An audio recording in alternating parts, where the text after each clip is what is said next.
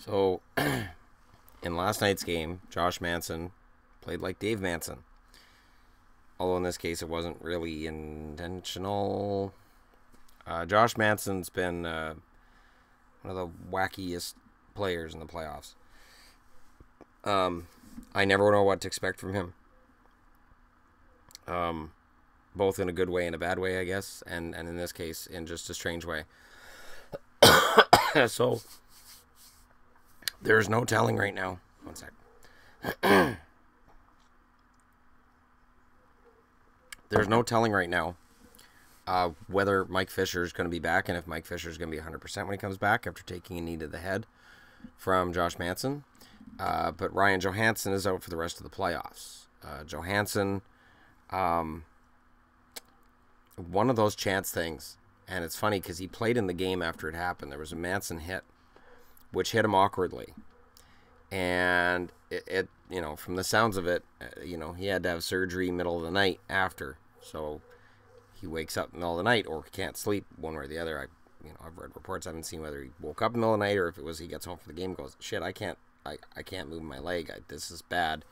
Rush him into the hospital and immediate surgery is done. And it's a Charlie horse. And with a Charlie horse, you can have bleeding beneath the skin surface, and that can get kind of out of control. So it looks like that's what happened, and they were likely trying to save his quad muscle. And the good news is the injury has a 2 to 3 month recovery time. The bad news is the playoffs are long done by then. So the Predators now are looking at a situation where they're going to have to win this series without Johansen and potentially without Fisher, or if Fisher's in not being 100%.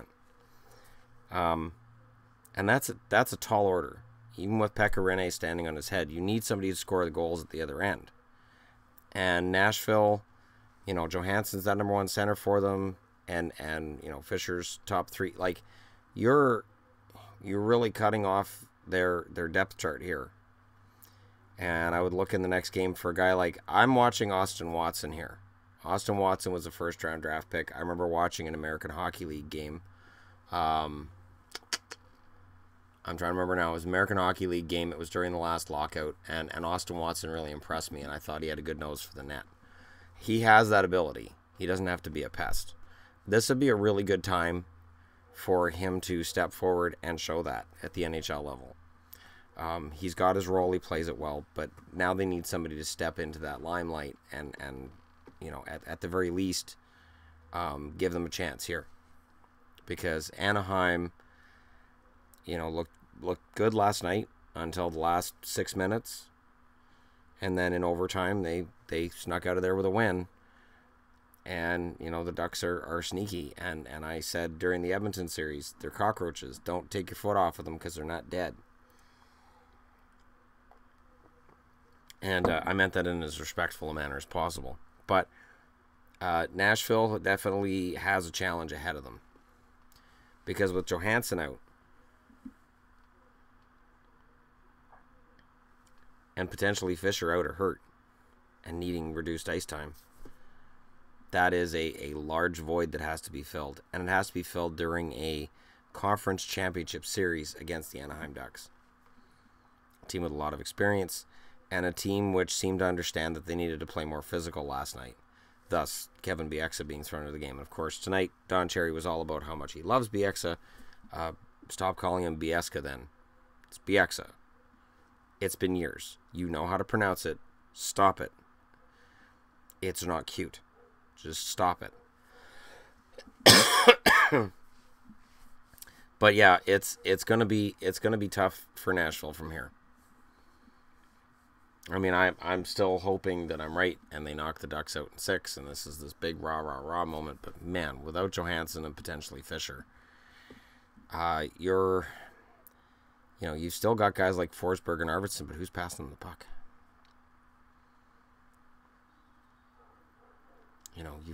You've got good wingers, but you got to have those good centers to pass them the puck. And it is essential that you have strength down the middle if you want to win a Stanley Cup. It is very rare that a team wins a Stanley Cup without really solid centers in first and second line positions. It's very, very rare that an underdog wins, partly for that reason, because you have to have those top two centers that are really, really fantastic. And usually if you have two fantastic centers for your first and second line, you're normally going to be one of the top seeds in the NHL. My frustration as a Canuck fan over the years, has been they always have one good line. And then their second line is like, well, we've got one good guy in the second line, or we've got two good line. They don't have a complete good second line. So that gets exposed pretty badly in the playoffs.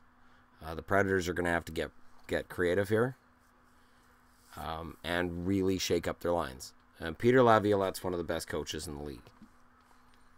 And if anybody can get creative and make it work, I would bet on Laviolette. But it's going to be a challenge.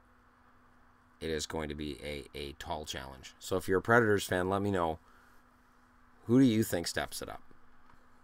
Who do you think that's been maybe down in the bottom six steps up now and does like what Arvidsson did last year? Arvidsson was, not a key guy, but by the end of the playoffs, he was a key guy.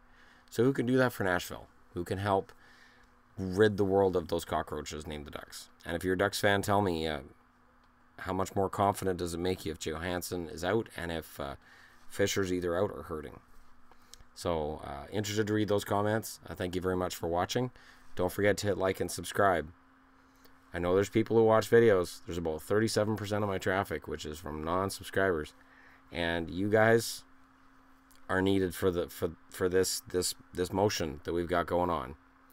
And 5,000 was just the start, and it's just gonna blow up from here. So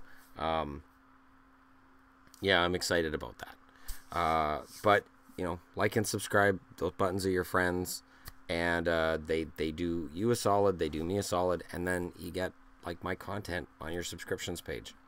It's fun.